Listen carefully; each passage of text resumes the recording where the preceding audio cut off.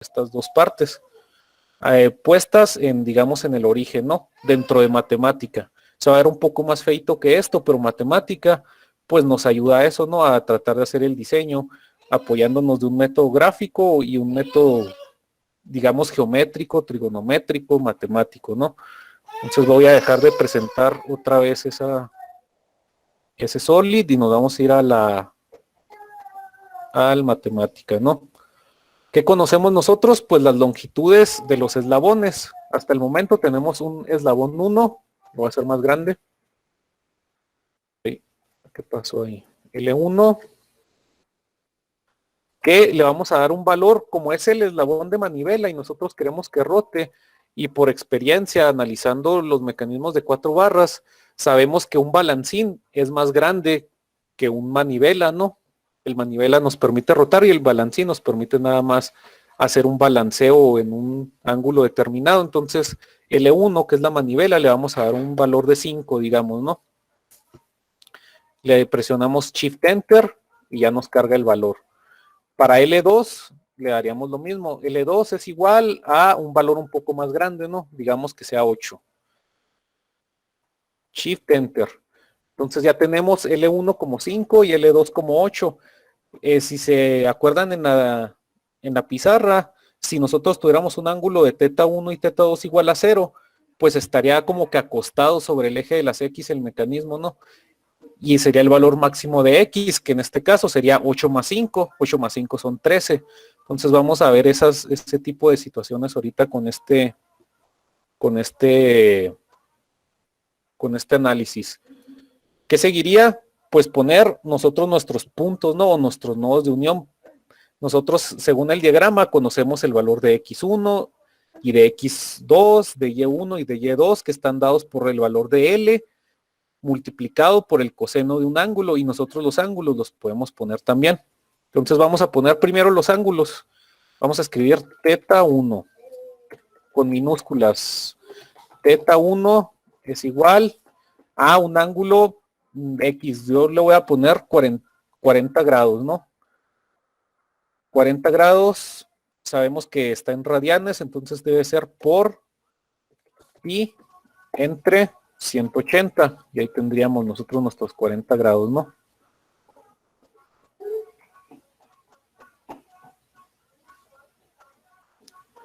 Pondríamos teta 2 es igual, digamos, un ángulo menor, para que ya ven que teta 1 es un ángulo complementario de teta 2 en el segundo eslabón. Pues voy a ponerlo un poquito más pequeño, nada más para que guarde como concordancia con el dibujo del pizarrón.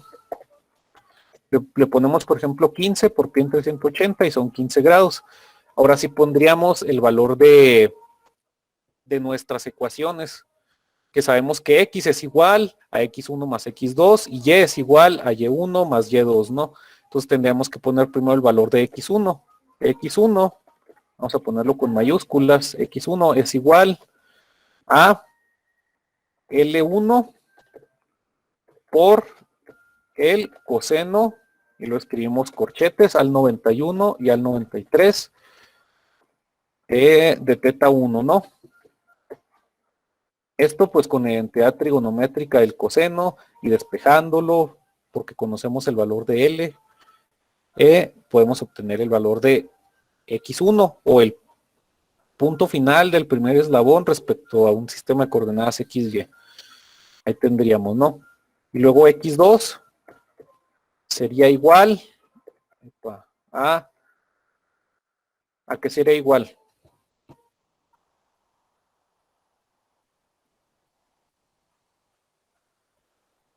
Si X2 corresponde al eslabón 2, ¿qué tendríamos que ponerle ahí?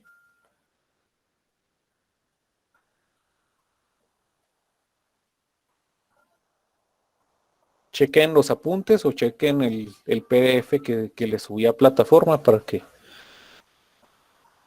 vayamos todos en concordancia. ¿Cuánto será X2?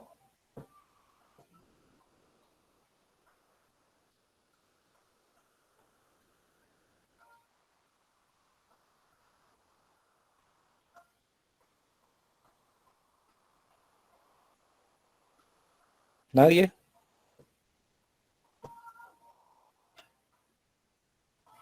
Ahí lo acabamos de ver en la pizarra. ¿Cuánto valía X2? L2, ¿no? L2, ¿qué más? ¿Por qué? Por coseno ¿Por coseno de qué? de teta 1 y teta 2. De teta 1 y teta 2. Ahí tendríamos X2, ¿no? ¿Qué seguiría? Poner Y1. Y1 es igual a ¿qué?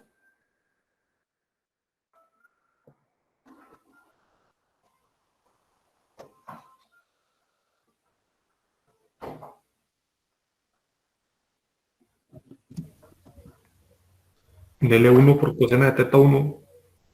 L1 por coseno, seguro. Sí. Y se utiliza para Y la identidad coseno. O seno, más bien. Ah, no, seno, sí, cierto. Si era seno. Sería seno de teta 1. Lo shift enter, ya que nos guarde el valor. Y Y2 es igual a L2 por pues seno de teta 1 más teta 2.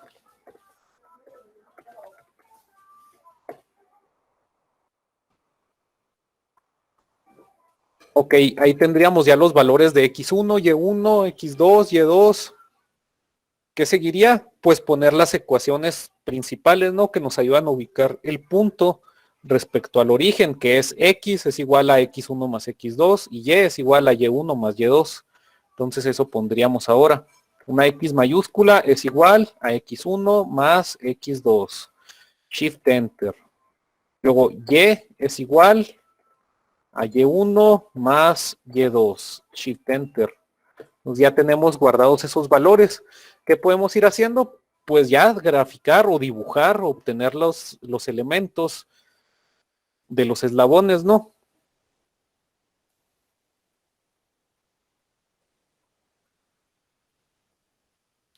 Entonces marcaríamos primero el eslabón 1. Mejor voy a presentar toda la pantalla. O no, pues así le seguimos, ¿no? El primer eslabón sería eslabón 1. El eslabón 1 pues va desde el origen hasta el punto X1 Y1, ¿no? Entonces le pondríamos eslabón 1 es igual a qué? A un elemento gráfico. Escribiríamos graphics. Y graphics pues lleva sus corchetes al 91, al 93 y dentro ponemos las llaves para poner las propiedades de ese dibujo o de esa línea. Escribiríamos alt 123, alt 125 y adentro pondríamos el color primero, por ejemplo un rojo, una coma, el grosor, thickness, luego al 91 y al 93, 0.005, una coma y ya escribiríamos el line. Y sabemos que line pues es un tipo de gráfico que es una línea, ¿no? Que lleva sus corchetes al 91, al 93. Lleva su llave dentro para poner ¿qué? Las coordenadas respecto a un origen. Entonces pondríamos dentro de esas llaves al 123 al 125, coma, al 123 al 125. Y así esta es la coordenada inicial de la línea o el punto 1 donde empieza y acá donde termina, ¿no? Empieza en 0,0 y termina en ¿qué? ¿En qué terminará el primer eslabón?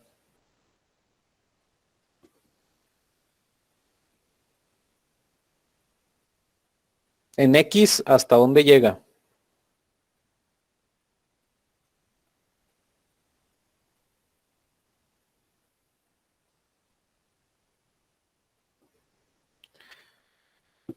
Si gustan pueden ver el PDF ese. Medio se le entiende, ¿no? No está muy bien escrito, pero sí, sí nos ayuda. A X1 no. Y en Y, pues llega hasta Y1. Ahí ya tendríamos nuestro primer eslabón. Le daríamos Shift Enter. Y si gustan me espero, no sé si todos vayan conmigo hasta el momento. O nos esperamos tantito.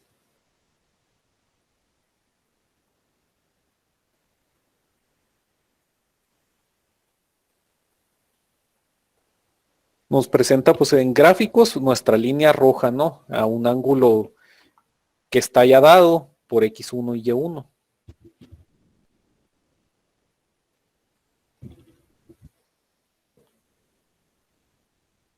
Y ya tiene propiedades como magnitud, que vale 5, o donde inicia, en el origen, donde termina, en X1 y Y1, que está dado por un ángulo teta y un valor L, ¿no? Y una identidad trigonométrica como es el coseno y el seno para cada uno de los puntos, ¿no? Ustedes me dicen si continuamos o si los espero.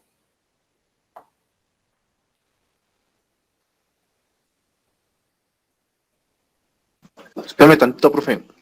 Sale.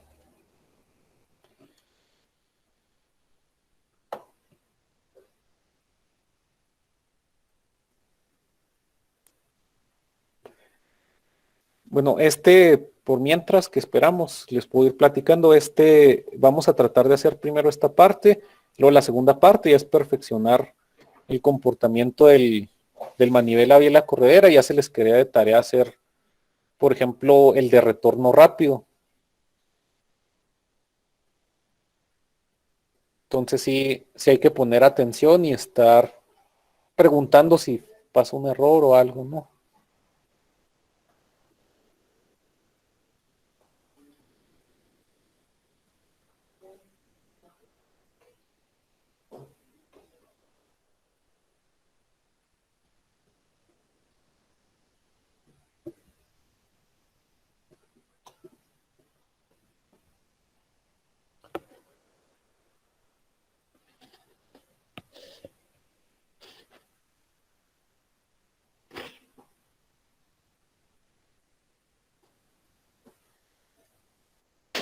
Listo, profe. Listo. ¿Alguien más que necesite que lo esperemos?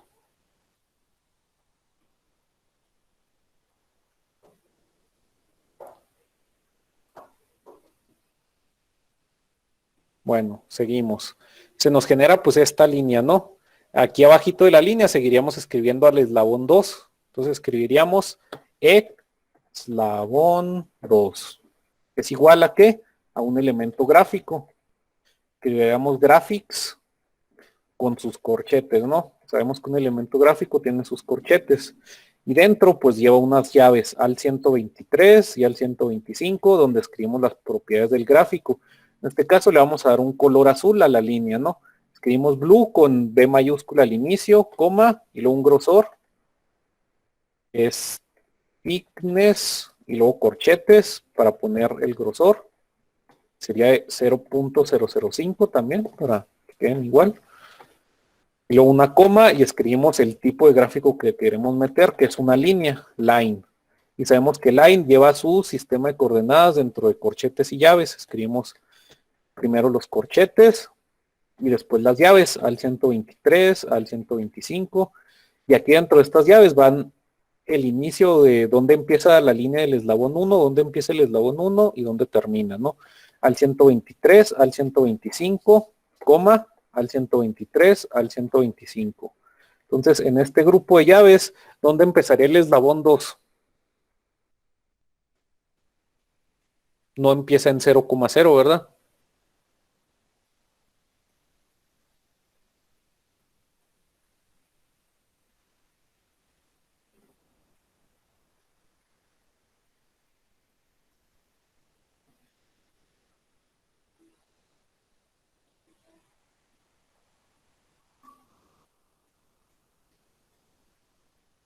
¿Dónde empezará?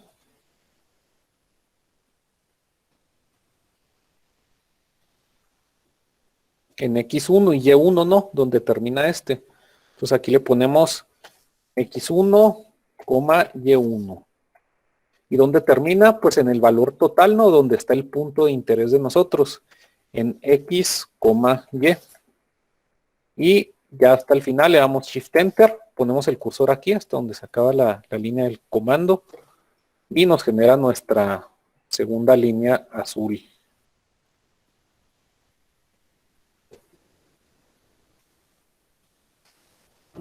Y aquí nos esperamos si quieren otro momentito, o si alguien se quedó atrás o le faltó una llave, un corchete y no le generó el gráfico, pues vamos a esperarnos un momentito.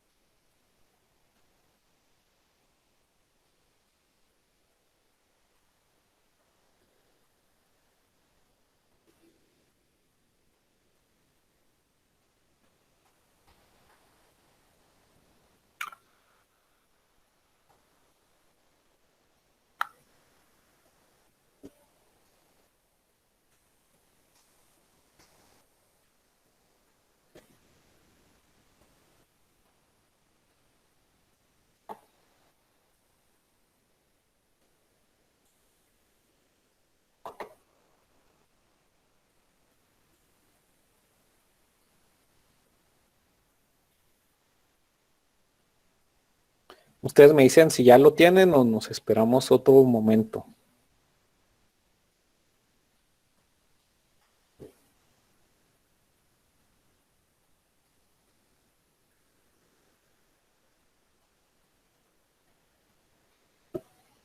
¿Le seguimos? Sí.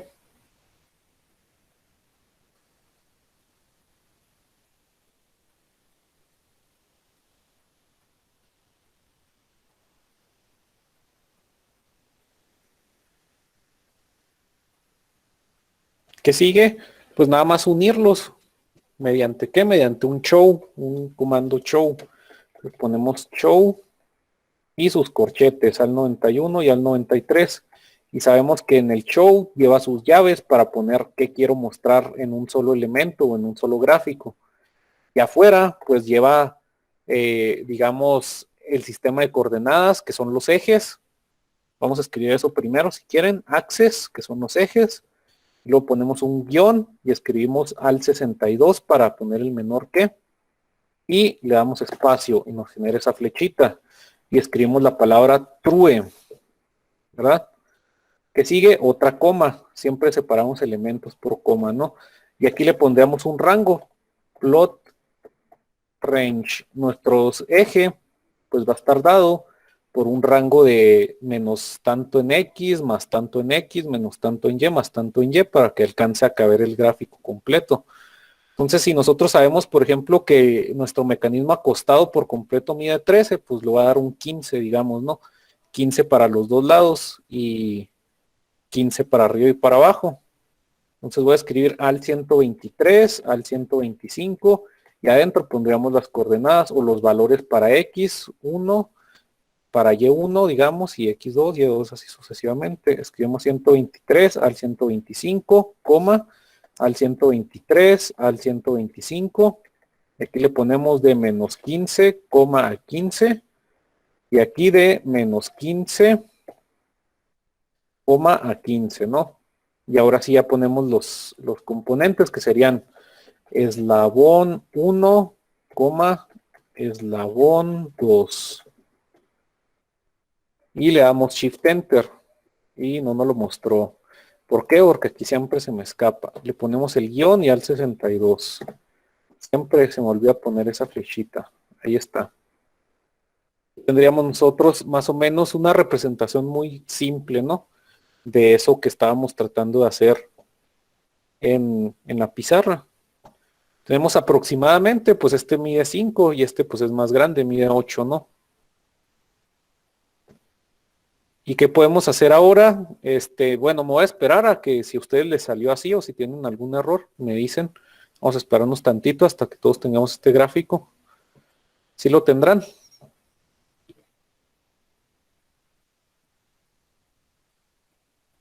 Ahí Brandon dijo listo, pero se me hace que era listo para la línea anterior. Vamos a esperar a este.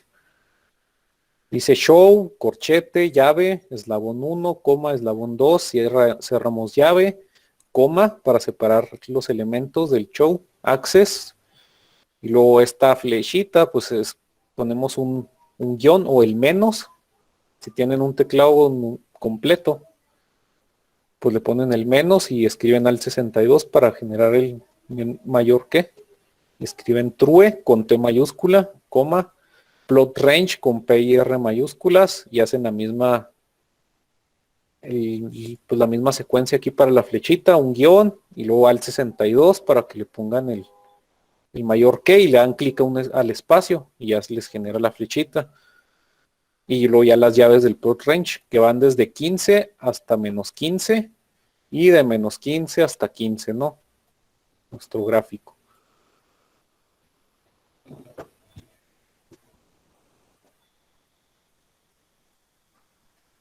Aquí pues supongamos que existe un ángulo teta en esta parte y aquí al no estar, digamos, en manera colineal, digamos, que no pertenecen a la misma recta, porque este está más inclinado, pues hay una componente teta 1 y una componente teta 2 y por eso queda como para arriba, ¿no?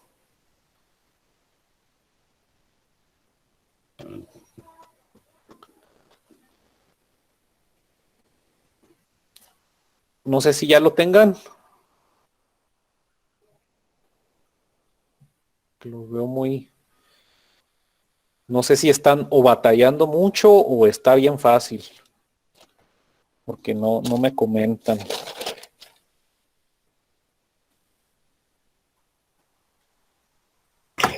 Yo la verdad no le comento nada, profe, porque hace poco me arreglaron la computadora y que no tenía y apenas ando descargando todo. Ok, pero pues al ¿Ha menos... grabado todas estas clases, verdad? Estas las de Sí, matemática. sí se están... La mayoría están grabadas y subidas. Sí, yo por eso no digo nada.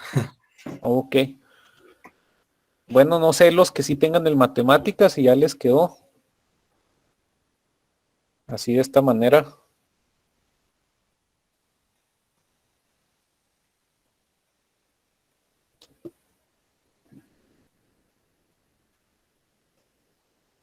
Porque digamos que les encargo una tarea relacionada con matemática y van a empezar a surgir las dudas en caso de no haber preguntado aquí. Entonces sí es importante, ¿no?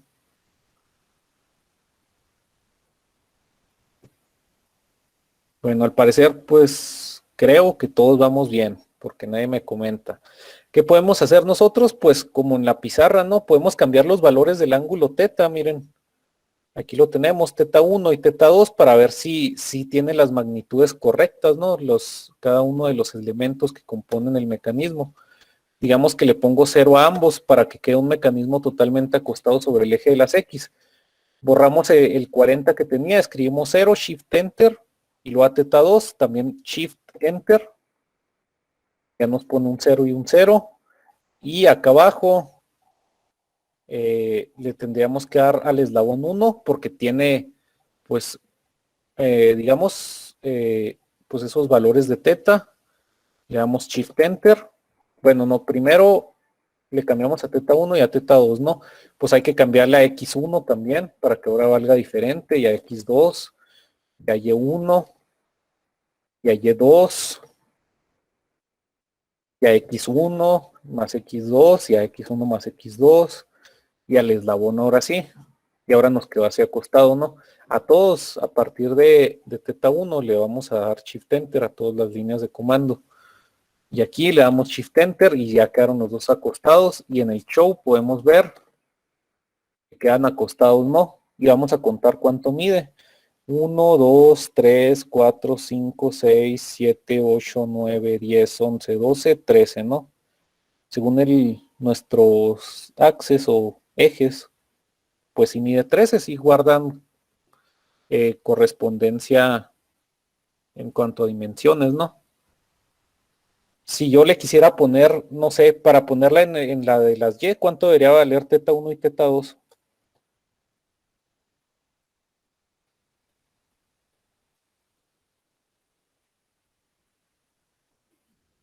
¿Cuánto creen que valga? para que esté así en el eje de las Y's.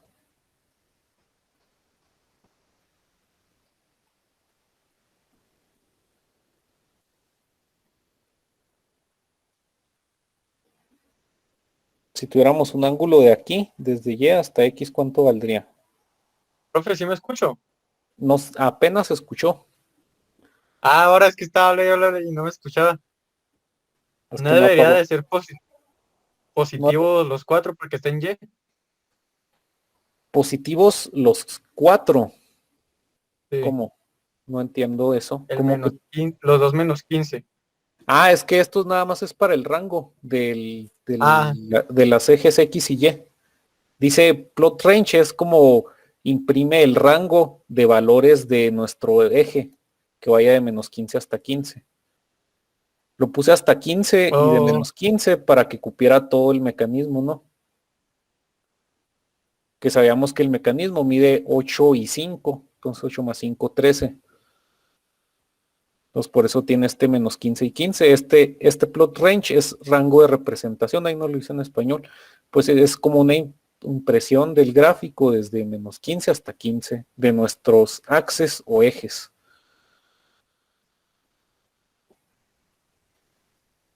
Entonces alguien diría, oh, quiero suponer, pues le pongo 90 a teta 1, ¿no? Para que quede en la línea de las Y's. Pero si le pongo 90 a teta 2, vamos a ver qué pasa. Le pondríamos, por ejemplo, 90 a los dos, porque, pues sí, ¿no? Al cabo, ahorita a X, digo, a teta 1 y a teta 2 les puse a ambos 0 para que quedara acostado el mecanismo, pues para que quede en vertical, pues le pongo 90, ¿no? Vamos a ver. Pues quedó así, ¿no? En vertical como queríamos. Y quedó acostado, ¿qué pasaría ahí? Vamos a darle Shift Enter y quedó como en una L, miren. Y ahora está el eslabón de este otro lado. ¿Por qué creen que pasó eso?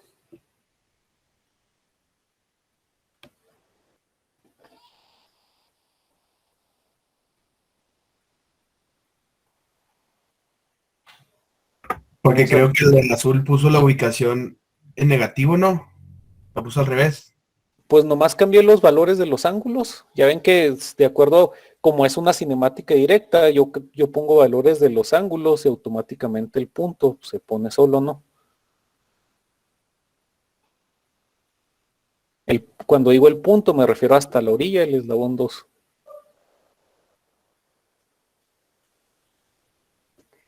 Pues qué pasa que aquí hay una dependencia, ¿no? De teta 1 más teta 2. Si ambos valen 90 en x2, va a ser 90 más 90, 180. Entonces multiplicaría L2 por coseno de 180. Y nos queda, me imagino, un valor negativo, ¿no? En x2. Y en y2, pues nos queda un valor positivo, pero queda en horizontal, miren. Entonces, si nosotros estamos tratando de elaborar un mecanismo que se asemeje un poco al manivela biela corredera, pues aquí ya tronó, ¿no? Se supone que el comportamiento que veíamos en Solid, voy a presentar toda la pantalla, era de esta manera, miren, donde oscila, ¿verdad? Sí puede dar vueltas completas, pero otro eslabón, como que está balanceándose nada más de este punto a este punto, si lo vemos, ¿verdad? Entonces, digamos que pues no vamos bien hasta el momento, ¿no? ¿Por qué? Porque existe ese valor de dependiente en este teta 1 más teta 2. Y vamos a ver digamos, la pizarra, ¿no? En la pizarra nosotros veíamos aquí que tenemos un teta 2 aquí, ¿no? Que sabemos que es una componente de teta 1 y teta 2, pues nos dan el valor total del ángulo que está representado aquí en este otro triángulo. Entonces aquí yo por ejemplo, tratar de simular la posición de este eslabón, cómo debería de poner los ángulos. Digamos que al principio nuestro matemática medía en teta 1, digamos 40, ¿no? En teta 2 valía creo que 15. Vamos a ponerlos así como están en un inicio.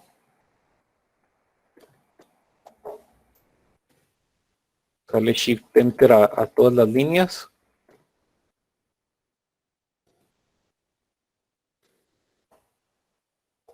Eslabón 1 ya quedó inclinado. Y eslabón 2 quedó inclinado. Y aquí quedó inclinado. Bueno, volvió más o menos a la normalidad, pero si vemos en el de Solid, miren, hay como que una inclinación, ¿no? Este está como que así y este hacia abajo. Entonces, ¿cómo podemos poner este hacia abajo? Digamos que aquí puedo poner de un ángulo de 40, se parece un poco, ¿no? Aquí que haya 40 grados con respecto a este. Pero este, ¿cómo lo hago hacia abajo? ¿Cómo creen que sea posible eso? De acuerdo a esta relación de ángulos. Digamos, voy a tomar este.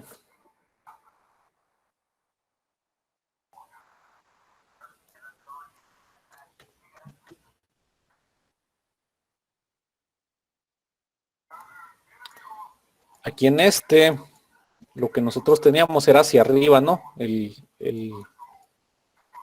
eslabón. Pero yo quiero que ahora este es el L1 y L2 quede como que hacia abajo un poquito, ¿no? Porque algo así se ve en el de Solid. Entonces aquí hay un ángulo θ1. Si nosotros reflejáramos la línea punteada esta misma, pues aquí existe el ángulo θ1, ¿no?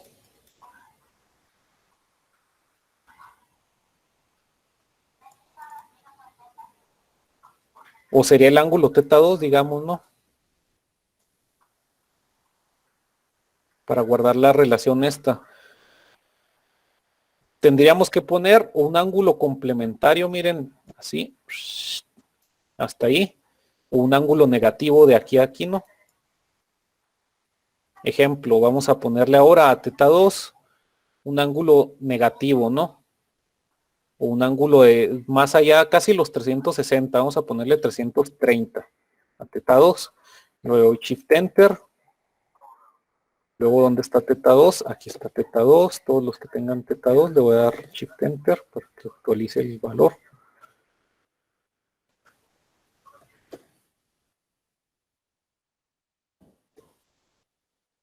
¿Qué pasó?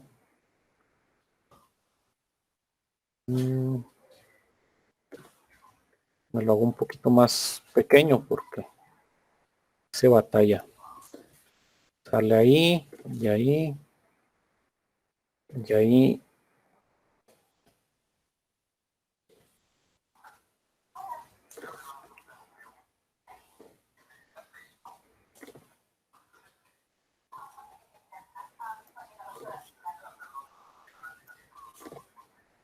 Como que ahí se agachó un poquito más, ¿no? Entonces, yo puedo tomarlo según un sistema de coordenadas, ¿no? O según un análisis en un plano. Un ángulo puede ser de aquí a aquí son 180 y hasta acá son, ponle 350. O puedo hacerlo así, ¿no? De esta parte hacia abajo, ¿no? Con un sentido negativo. Que digamos que sea menos 30, menos 40, no sé. Vamos a tratar de darle ese valor de menos 40, mejor a θ2. Entonces ya nosotros estamos haciendo un diseño o definiendo cómo debe de comportarse, ¿no? O qué comportamiento debe tener un mecanismo con ciertas restricciones. Y aquí estamos definiendo restricciones. Para que esos dos eslabones funcionen como un mecanismo manivela biela corredera, pues tiene que tener un ángulo θ2 que tenga un valor negativo para que quede inclinado hacia abajo. Y ahí ya quedó un poco más hacia abajo, ¿no? Y así sucesivamente yo puedo ir dándole más valores, ¿no? Vamos a ponerle menos 60, a ver.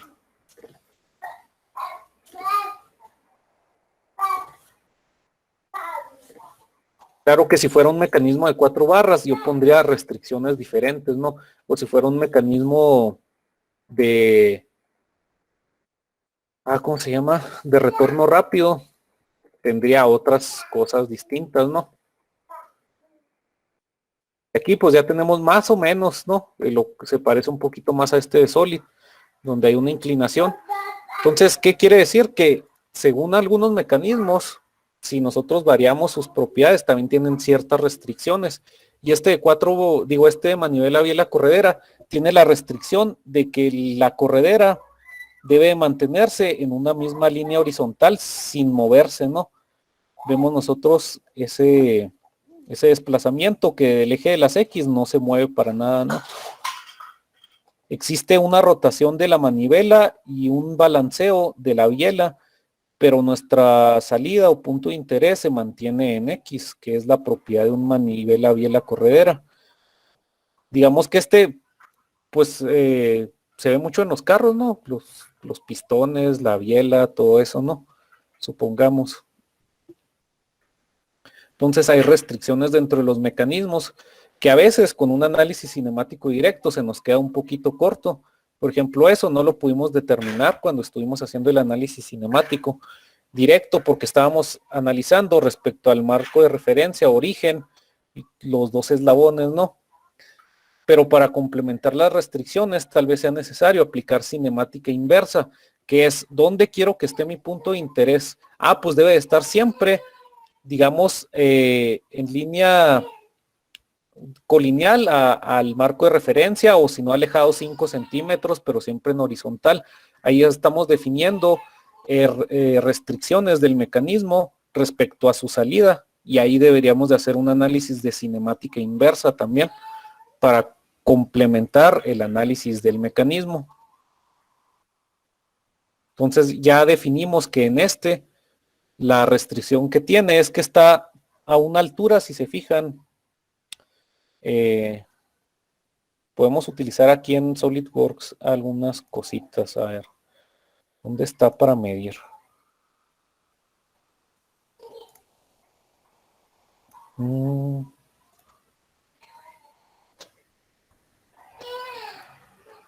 Inspection debe de ser. A ver, no. No lo hallo. Hay una herramienta que nos ayuda a medir magnitud, es Measure. Calcular la distancia entre elementos, digamos, ¿no? Que este es el punto o el origen, ¿no? Vamos a poner que se vean seleccionar esta cara, por ejemplo, respecto a esta cara circular también. Aquí nos traza como que un triangulito, ¿no? Para medir las distancias. Y la que nos interesa a nosotros, pues es qué tan separado. Nada más que me quedó todo chueco el dibujo. A ver, no me deja acomodarlo. A ver ahí. Ahí. A una distancia y ya no pude medir. A ver. De este con esto, digamos. Esta distancia Y o esta parte nos dice que está a 142, 143 milímetros de distancia, ¿no? Y que ahí siempre se mantiene respecto al marco de referencia. Entonces, la salida o punto de interés, ahí nos muestra la restricción, que esté siempre a una altura de 143 en lleno, en este caso específico,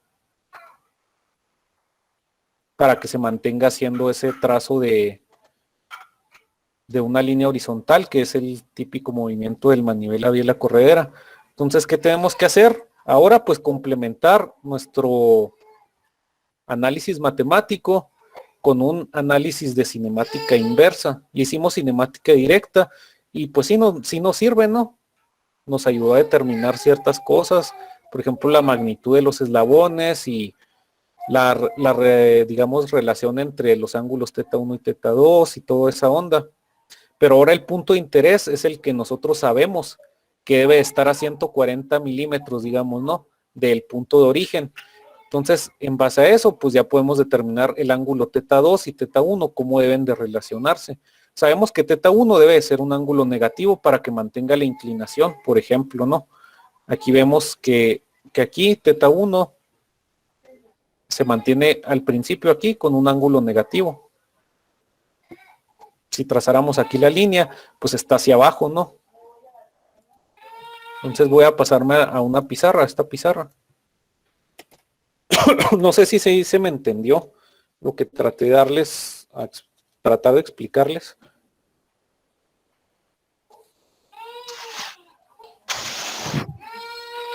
Bueno, la restricción de este mecanismo es que tiene un desplazamiento horizontal en el punto de interés o en la salida o en la corredera, ¿no?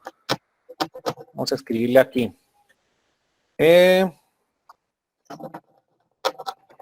Desplazamiento horizontal.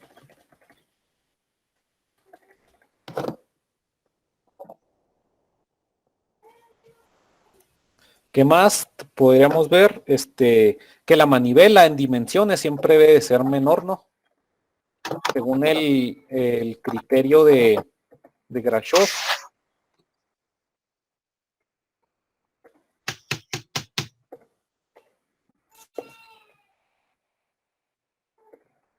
Según el criterio de Grashov, la biela debe de tener un tamaño mayor a la manivela.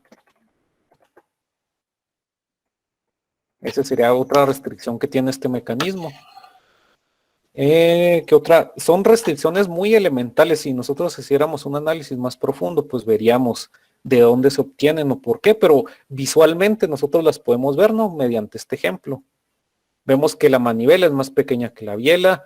Vemos que la corredera siempre se desplaza respecto a una línea paralela al eje de coordenadas X. ¿Qué más podemos ver?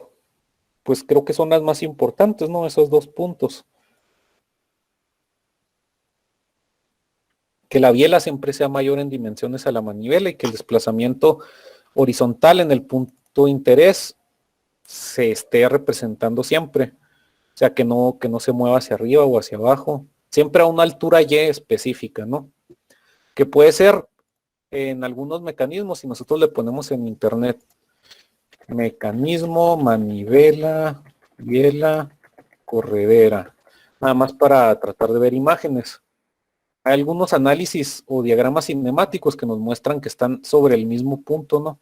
Digamos sobre el eje X. En esta también, por ejemplo, ¿no? Pero no es estrictamente necesario, porque, por ejemplo, no están sobre el mismo punto, ¿no? O hay otros que no están. Miren, por ejemplo, aquí sería el punto de marco de referencia y acá abajo está la corredera, ¿no? O aquí se ve que se utiliza pues un disco, ¿no? En el cual pues tiene una incrustación para poner un eslabón binario. Pero pues ahí depende del diseño, ¿no? Aquí vemos otro, que aquí en este caso sí están a la misma altura. En nuestro caso pues no es necesario, ¿no? Porque vemos que es funcional y no están a la misma altura. Entonces vamos a tratar de hacer esta ilustración porque este es el mecanismo que queremos, ¿no? Primero tratamos de representar pues en matemática la parte del mecanismo que se repite en muchos mecanismos planos, ¿no? Que son dos eslabones, que uno une a un marco de referencia y un punto P que se puede mover de forma aleatoria, dependiendo de cuánto valgan los ángulos que complementan el mecanismo, pues se mueve. Pero ahora pues estamos haciendo el de manivela, biela, corredera, entonces vamos a tener que tener en cuenta esas restricciones y ponerlas aquí. Vamos a tratar de dibujar un diagrama cinemático muy simple de eso. Tendríamos nosotros nuestro marco de referencia aquí. Con nuestra manivela. Más que lo tengo que hacer más grande porque vamos a estar trabajando con el gráfico así. Y digamos que así. Sale, ese sería nuestro... Bueno, permítanme, nuestro mecanismo manivela, biela, corredera. La corredera la puedo dibujar, ¿no? Pero yo sé que está en el centro, típicamente está en el centro del punto de aquí, entonces no es problema. Le va a dar seguimiento al punto. Entonces por eso no la estoy dibujando. Nada más vamos a poner, digamos que aquí está el eje de las X. Y aquí en las Y. que podemos ver que tiene un valor de magnitud L1, ¿verdad? Y L2, donde sé que L2 siempre va a ser mayor a L1. En nuestro caso, ¿no? ¿Qué otra cosa podemos ver? También hay un ángulo teta aquí. Teta 1, ¿verdad? Entonces teta 1, pues también sería otro elemento. Y aquí yo pudiera poner punto color a teta 2, que yo digo que es un ángulo negativo, ¿no? Según lo que analicé ahí ahorita. Va hacia abajo. ¿Qué más podemos observar aquí? Hasta el momento tal vez es lo más básico, ¿no? ¿Qué más? Por ejemplo, las distancias en X y en Y, ¿no? También. Aquí habría una distancia de X1 también. X1. Y aquí habría una distancia de X2. ¿Sí, verdad? Y aquí habría una distancia de Y1 y Y2, ¿no?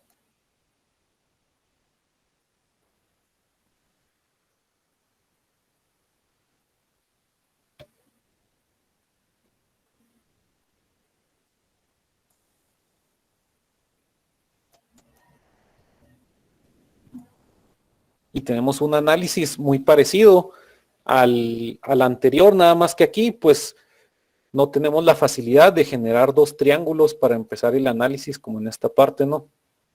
Entonces, si hacemos un análisis trigonométrico, pues nos debemos de apoyar en líneas de construcción o líneas que nos ayuden a determinar relaciones, por ejemplo, del punto, de este punto, que sabemos que debe estar a cierta distancia de este punto respecto a Y, que en este caso sería Y1. Y1 siempre va a valer lo mismo, ¿no? Porque hay un desplazamiento en X. El único que pudiera llegar a variar, pues es X1 o X2, ¿no? Y Y2, pues sí varía, ¿no? Conforme nosotros recogemos según nuestro dibujo miren, como que sí aumenta, ¿no?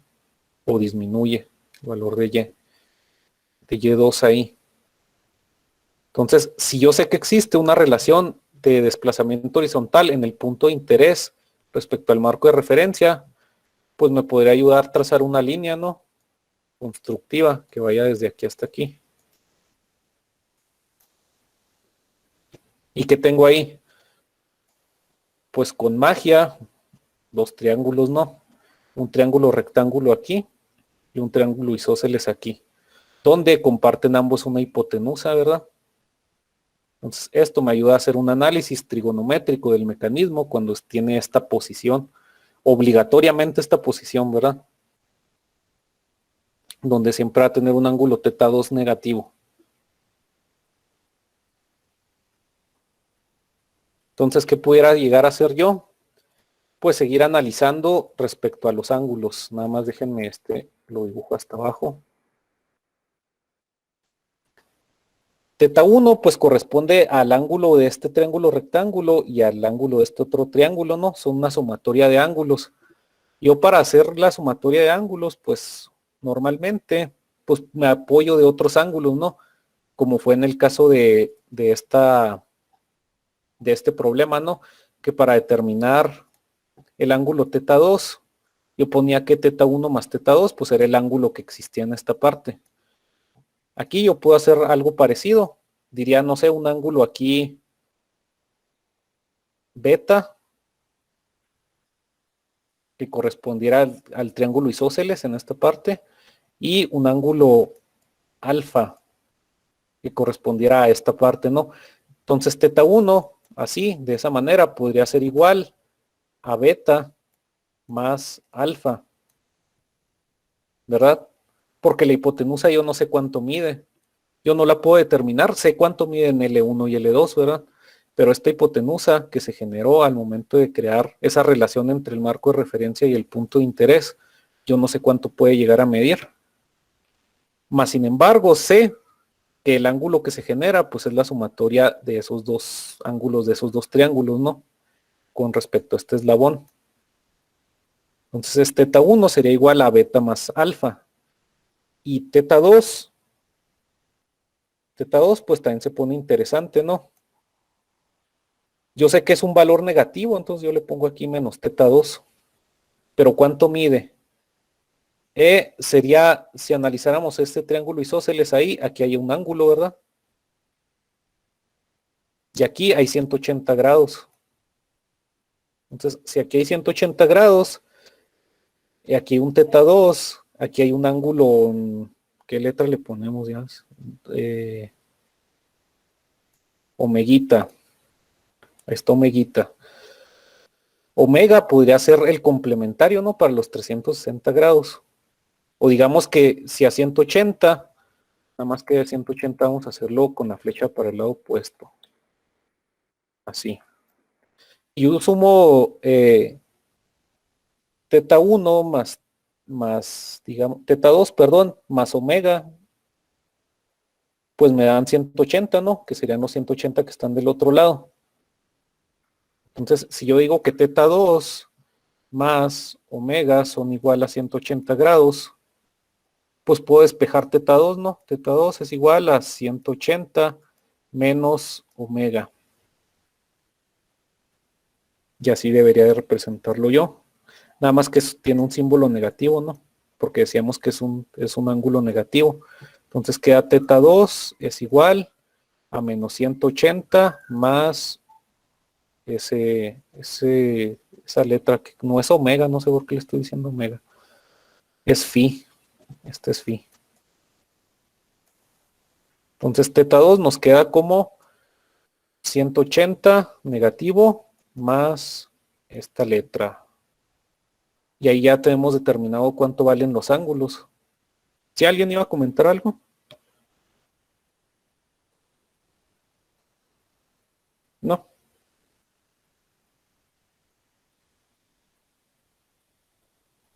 Ok. ¿Qué seguiría? Pues yo ya sé cuánto vale teta 1 y teta 2, ¿no? Gracias a nuestro análisis trigonométrico. Mejor no lo voy a borrar, lo voy a poner así, una flecha. Por si alguien lo quiere descargar y quiere saber de dónde salió esto, pues de ahí. ¿Qué seguiría? Ustedes me podrían decir, pues sí, teta 1 es beta más alfa, pero ¿cuánto vale alfa y cuánto vale beta?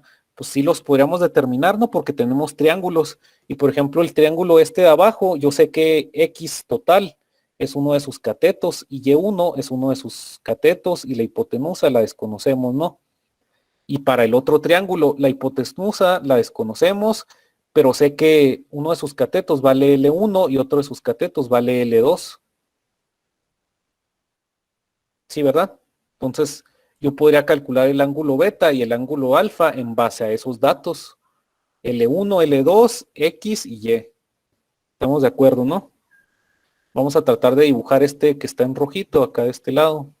Nada más que vamos a ponerle una línea así. Y hacemos ese dibujo así. Nada más que es más inclinada la línea.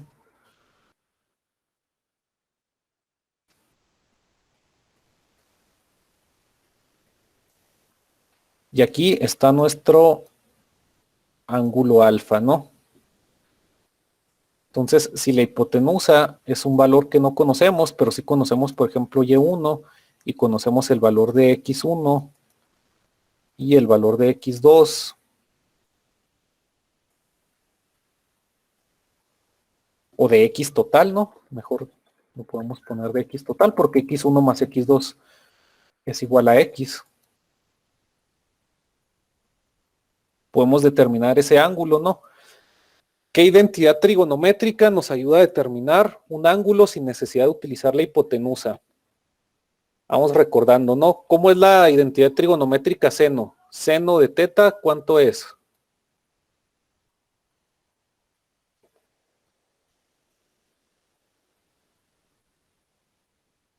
¿Opuesto sobre hipotenusa o adyacente sobre hipotenusa?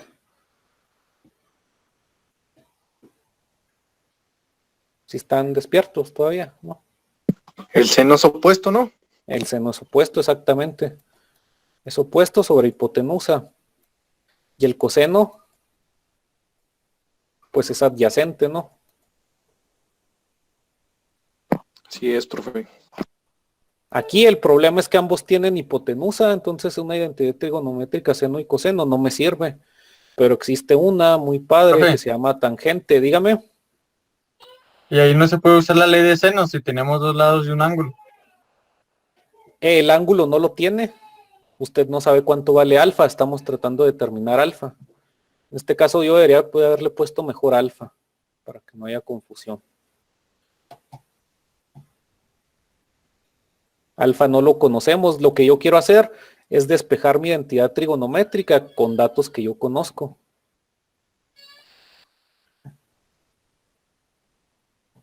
Pues tangente nos dice que es opuesto sobre adyacente, ¿no?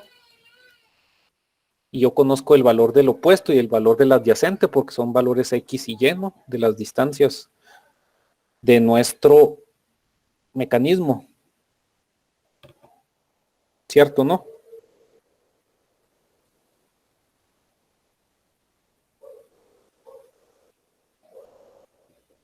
Entonces, ¿cómo quedaría? Si yo despejo, alfa es igual a tangente inversa, ¿no? De opuesto sobre adyacente. Entonces, alfa, vamos hasta acá, así y así, y así, y así. Sería igual a la tangente inversa del opuesto sobre adyacente. ¿Cuál es el opuesto y cuál es el adyacente en ese triángulo rectángulo? En este que tenemos aquí.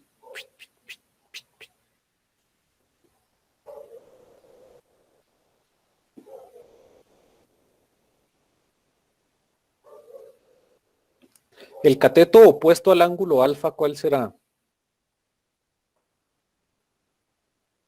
Y. Y sobre X, ¿verdad?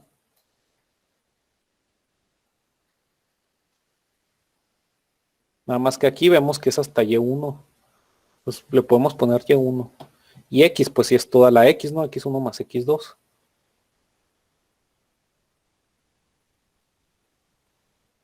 ¿Sale? Y aquí ya determinamos una función, una ecuación para el ángulo alfa que podemos agregar nosotros a nuestro matemática.